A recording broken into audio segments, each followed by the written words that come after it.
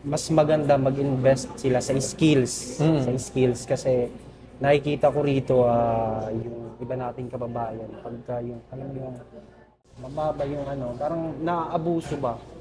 So yun yung advice ko. Tsaka isa pa, kung pupunta ka rito, kailangan talaga na malakas yung loob mo. Kailangan buo yung loob mo kasi marami kang pagdadaanan na lalo kung baguhan ka, marami kang pagdadaanan na iba sa kinagisnan mong buhay sa Pilipinas. Kahit sabihin natin na marami kang experience sa Pilipinas, pagdating mo rito, lalo dito sa bansang Saudi Arabia, ibang-iba. Pakikitungo ng tao, magkaiba. Pagka may problema ka, wala kang kakambing, hindi sarili mo lang. Di ba?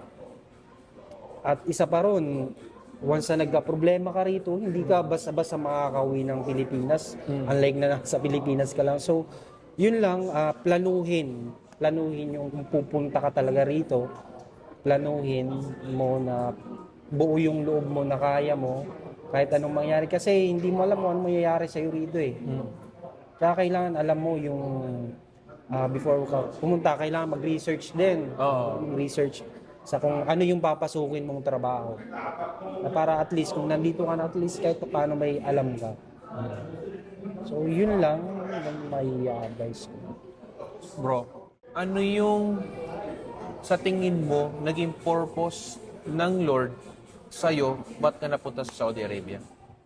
Purpose ni God. Marami siguro. Unang-una yung realization. Nandyan siya lang.